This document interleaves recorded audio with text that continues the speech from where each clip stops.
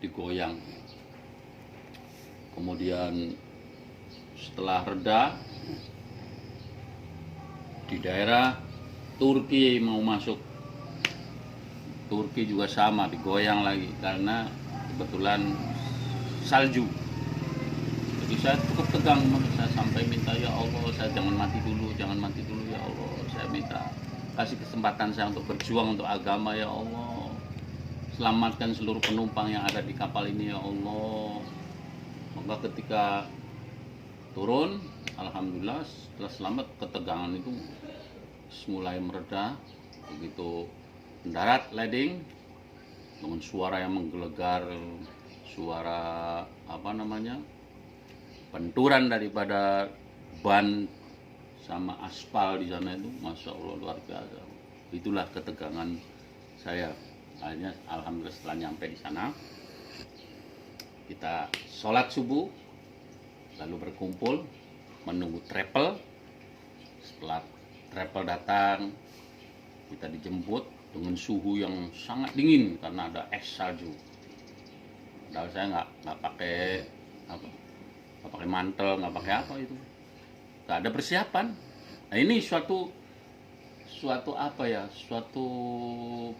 perumpamaan bahwa kalau kita nanti mati di alam kubur, kalau tidak ada persiapan, pasti kita bingung di sana.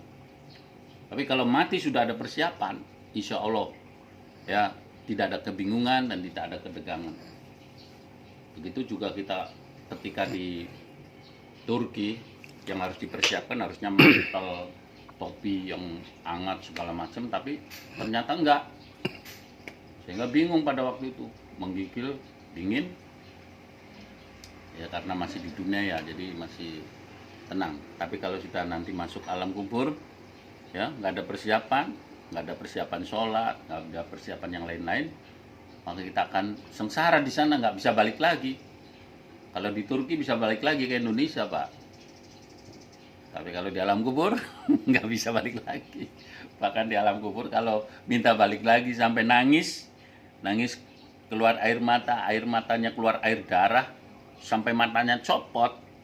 Kata Allah, rasakan azabmu. Kalau kamu tidak ada persiapan di dunia, maka harusnya ada persiapan, Pak, di dunia ini.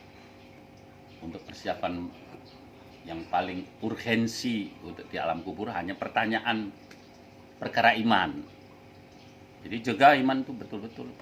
Siapa Tuhanmu, siapa nabimu, apa kitabmu, apa agamamu, siapa saudara-saudaramu. Kalau itu mampu menjawab, maka insya Allah kita akan beristirahat tenang, ya, diluaskan kuburnya seluas mata memandang, lalu akan menunggu hari kiamat itu seperti tidur di siang bolong. Begitu cepatnya hari kiamat, lalu dia akan bertanya, hari apa ini? Inilah hari yang telah dijanjikan oleh Allah. Tapi bagi mereka yang nggak ada persiapan, ditanya tentang perkara iman tidak tahu, bahkan amalan-amalannya buruk, maka seolah-olah dia mendapatkan siksaan terus-menerus, dan dia akan sampai hari kiamat datang baru selesai, dan dia minta, ya Allah, tangguhkan hari kiamat supaya saya tidak masuk ke dalam neraka. Maka saudara-saudara, ini penting sekali nih. Jadi setiap pengalaman, ya, perjalanan itu sebenarnya harus kita sikapi untuk bagaimana kita perjalanan di akhirat. Karena intinya manusia itu perjalanan menuju surganya Allah. Perjalanan itu baru berhenti manakala sebagian masuk ke dalam neraka, sebagian masuk ke dalam surga. Kita juga perjalanan nih, berjuang mencari nafkah untuk anak istri, ya. Perjuangan itu sudah berhenti apabila kita sudah dipindahkan ke alam kubur. Nah, maka ketika kita berjuang dalam perjalanan ini, persiapkan bekal yang banyak. Waktu di Turki, saya di sana bertemu dengan berbagai macam manusia, ya. Ternyata Allah sendiri berfirman dalam Al-Quran, inna khalaqnakum min dzakari wa unsa wa ja'alnakum syu'uba wa qabaila lita'aruf. Sungguhnya aku ciptakan laki-laki dan perempuan, bersuku-suku dan berbangsa-bangsa untuk saling kenal mengenal.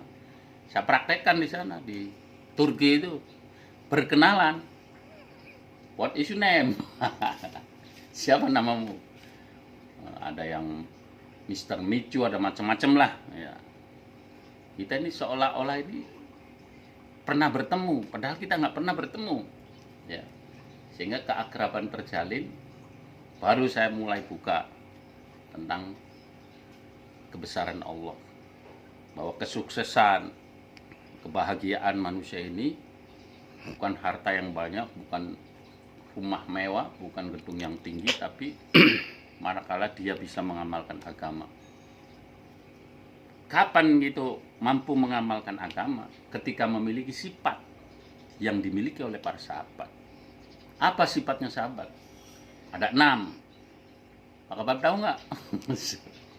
Yang pertama, yakin kepada kalimat la ilaha illallah Muhammad Rasulullah. Itu sifat pertama. Bahwa tidak ada Tuhan yang disembah kecuali Allah, Nabi Muhammad sebagai utusan Allah. La ilaha illallah itu kalimat iman, sedangkan Muhammad Rasulullah adalah kalimat amal. Jadi iman itu harus dengan amal. Iman tanpa amal itu ya buta. Amal tanpa iman juga tidak akan nyampe. Jadi harus dua-duanya, iman dan amal. Ya. Jadi ketika yakin kepada Allah, yakin juga kepada Nabi Muhammad.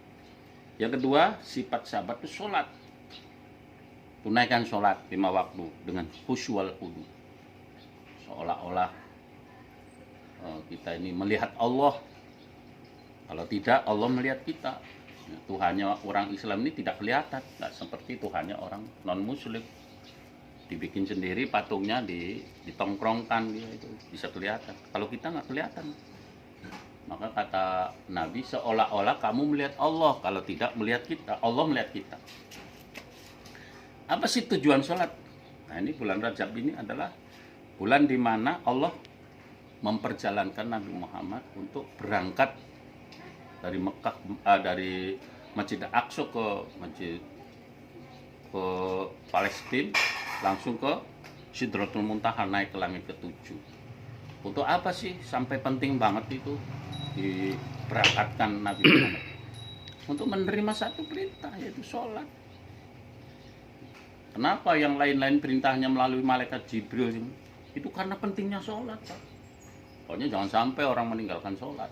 Satu sholat saja ditinggalkan, satu wukuf berdiri di atas neraka, otaknya mendidih. Berapa satu wukuf itu? 80 tahun akhirat. Kalau kalikan dunia 28.800.000 tahun, kamu akan berdiri di atas neraka, otaknya mendidih. 5 kali berarti kali 5. Kalau sebulan berarti kali 30. Berapa miliar tahun kamu berdiri di atas neraka, otaknya mendidih karena meninggalkan sholat. Itu jangan main-main dengan sholat. Karena sholat itu mi'rajul mu'minin, hijrahnya orang beriman. Orang tidak ada solusi, solusinya hanya dengan curhat kepada Allah melalui sholat. Ya. Jadi luar biasa sholat tuh, oleh-oleh yang paling tinggi. Makanya jangan sampai kode-kode untuk memanggil orang sholat ini dibikin runyam, ya. Azan dibanding-bandingkan dengan gonggongan anjing itu, wah, masya Allah, itu istighfar lah. Istighfar. Anjing itu juga berzikir, Pak, kepada Allah. Cuman kita nggak paham zikirnya anjing. Kemudian yang ketiga, kita sebagai orang muslim harus menuntut ilmu dan berzikir, ya. Jangan merasa, wah, saya udah pinter, saya hebat, udah pesantrennya 12 tahun, atau udah punya titel S1, S2, S3, S-teler, sementara tidak mau menuntut ilmu. Salah itu. Kata Nabi, utlubul ilmi minal mahdi ilal lahdi. Tuntutlah ilmu dari sejak lahir sampai masuk liang lahat. Artinya tidak ada batasan untuk ilmu. Kemudian berzikir. Zikir itu mengingat agungnya Allah sebagaimana agungnya Allah. Zikirkan. Kita ingat kepada Allah. Di sini kalau zikir ini, Pak, dibagi 2. Zikir untuk habis sholat sama zikir pagi dan petang. Ya dirutinkan. Kenapa dirutinkan zikir pagi petang ini? Karena Rasulullah memerintahkan. Apa yang dibaca zikir nih? Yang pertama, zikir untuk Allah dengan bacaannya tasbihat. Subhanallah, alhamdulillah, wala ilaha illallah, wallahu akbar. Yang kedua, zikir untuk Rasul. Allahumma sholli ala sayyidina Muhammad wa sayyidina Muhammad. Yang ketiga, zikir untuk diri kita sendiri. Astagfirullahaladzim, astagfirullah. 100, jadi 300. Kenapa kita harus pagi berzikir, sore berzikir? Karena pertukaran siang dan malam ini ada malaikat penjaga yang bergantian giliran melaporkan amal manusia.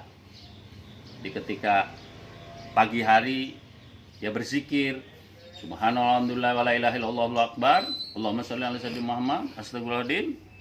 Maka catatan terbaik yang terakhirnya adalah ini hambaku sedang berzikir.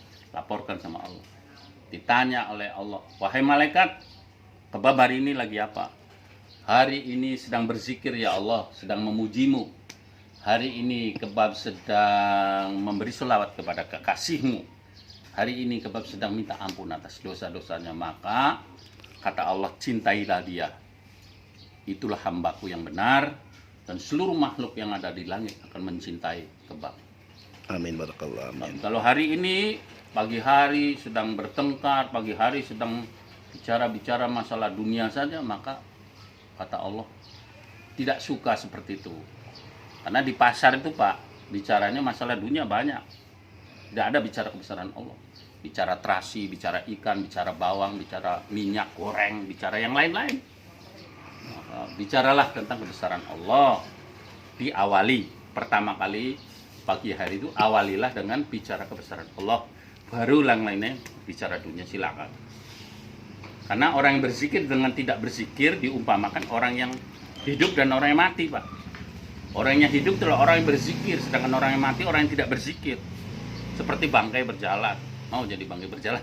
Na'udzubillah min dzalik. Ikan gesek tuh nanti digoreng. Kemudian setelah punya sifat 3 tadi, ilmu dan zikir, keempat ikramul muslim, memuliakan saudara semuslim.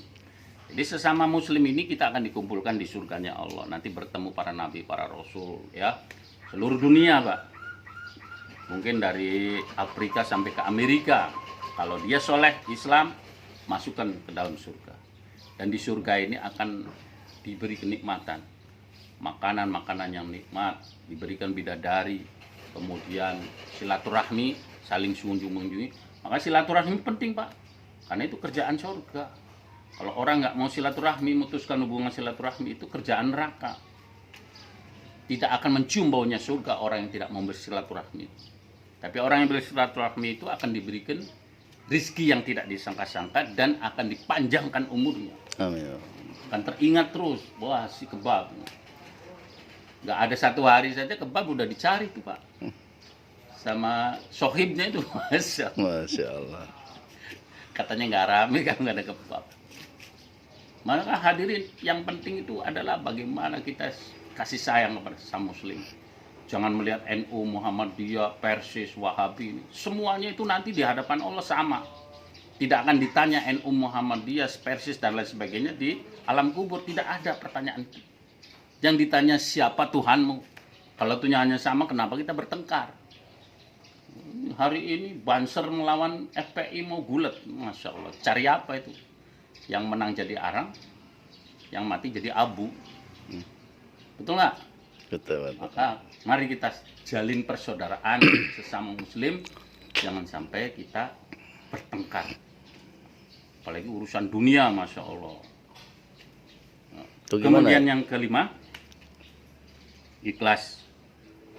Setelah kita kasih sayang, timbulkan niat ikhlas dalam beribadah, dalam menolong orang, dalam apa itu. Untuk apa? Untuk kelancaran daripada pahala kita, supaya jangan sampai ada pahala yang tersendat yang tidak ditulis oleh malaikat. Kita ikhlas saja, menolong orang ikhlas karena Allah. Jangan karena pengen tenar, pengen jabatan, pengen apa. Jangan, udah lillahi ta'ala aja. Makanya orang ikhlas itu hebat, orang ikhlas itu. Jadi dia dipuji tidak berbangga diri, dicaci tidak sakit hati. Biarlah anjing menggonggong kapilah tetap berlalu, kan gitu. Jadi santai saja, flat hidupnya. Hanya minta pujian dari Allah dan Rasulnya. Tidak akan minta pujian dari manusia. Nah, ikhlas coba. Jadi penting koreksi niat dari awal perbuatan, dari pertengahan perbuatan sampai dari akhir perbuatan. Bener nggak nih saya niatnya karena Allah, nolong orang? Kalau iya, ya udah, berarti ikhlas. Jangan-jangan orang kadang-kadang ikhlas kemudian di pertengahan ini nggak ikhlas, Pak. Misalnya nolong orang, ada orang nggak, misalnya embok-embok nggak makan ya, kasih 10.000, ikhlas tuh nggak ada yang tahu.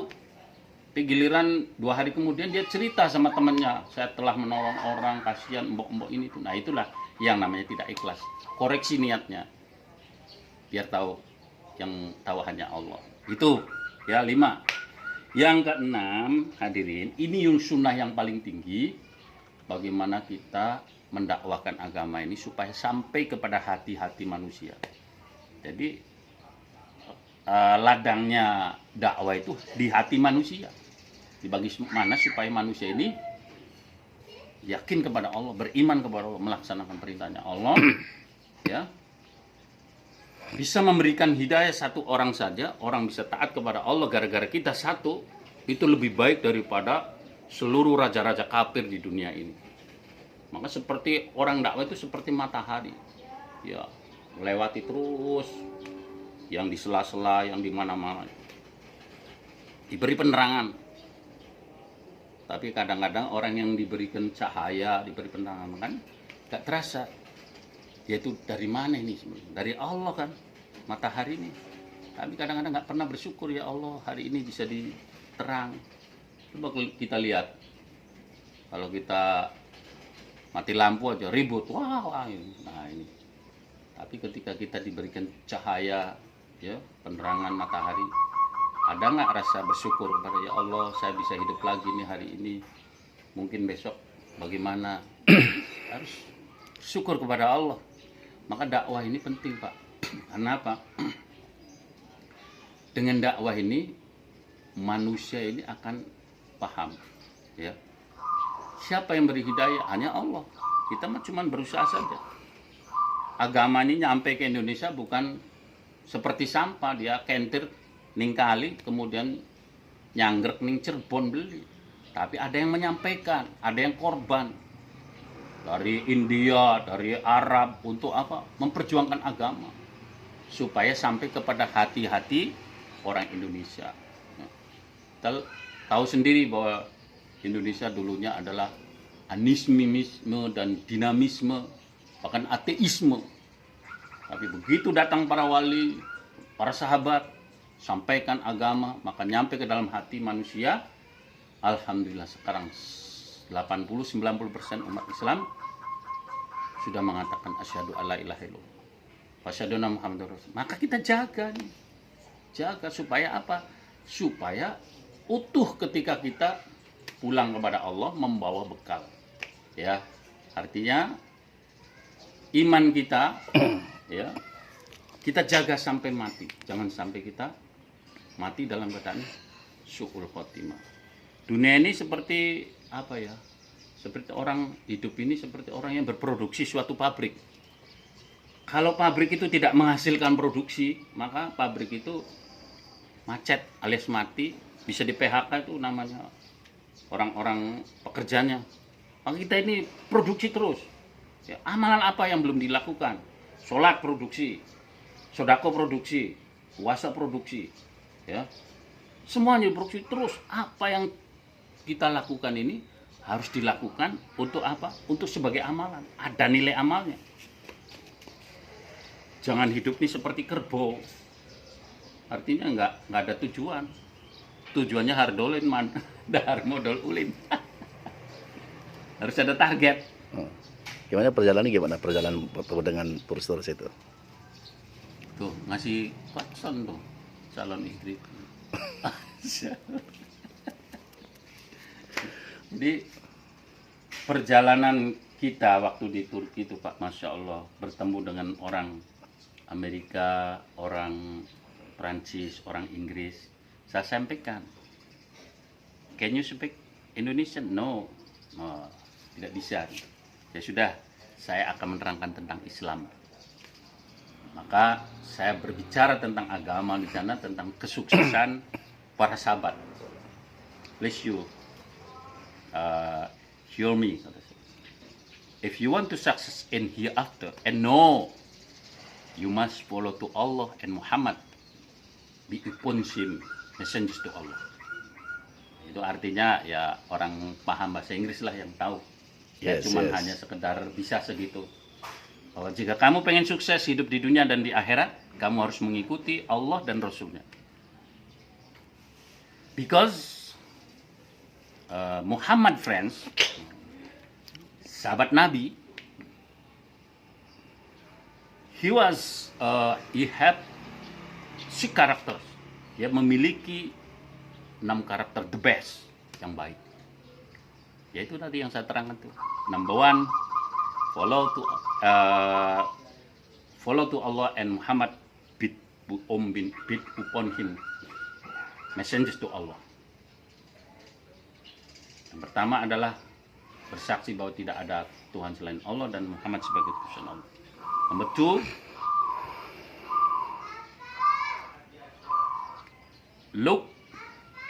walk to praise to Allah 5 times with the concentration. Yang kedua adalah melaksanakan sholat 5 kali dalam selasi dengan cara khusyuk dan kudu. Number 3, look for education the Muslim. Menuntut ilmu and belief. Dan selalu berzikir kepada Allah. And remembers to Allah. Number 3, you must live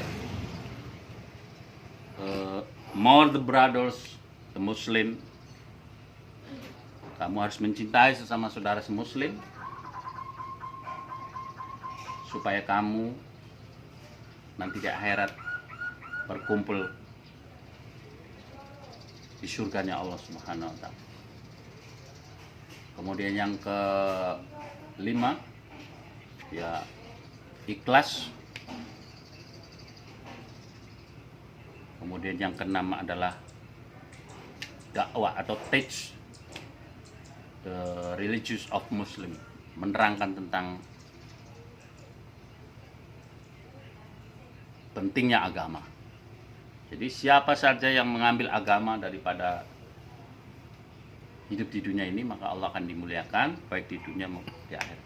Itu saja yang dapat saya sampaikan. Mudah-mudahan pengalaman ini menjadi motivasi dan memberi semangat kepada saudara-saudaraku agar kita tetap menjaga ukhuwah Islamiyah. Jangan sampai mau diadu domba oleh siapapun, supaya kita ini bersatu. Bersatu kita teguh, bercerai, bukan kawin lagi, tapi bercerai, kita runtuh. Nah, Indonesia ini bisa bersatu karena ada umat Islam yang mengumandangkan Allahu Akbar, bersatu mengusir penjajah, akhirnya Indonesia merdeka. Dan sekarang jangan sampai Allahu Akbarnya untuk berperang melawan sesama muslim, ya. Itu saja yang dari saya. Mudah-mudahan Allah berikan hidayah kepada mereka-mereka yang punya dendam sama saudara-saudaranya, ya. Mari kita bersatu, karena kita akan disurgakan, disatukan. Kalau kita bermusuhan tidak akan masuk surga. Itu saja. Wabillahi taufiq wal hidayah. Wassalamualaikum warahmatullahi wabarakatuh. Waalaikumsalam. Salam saudaraku.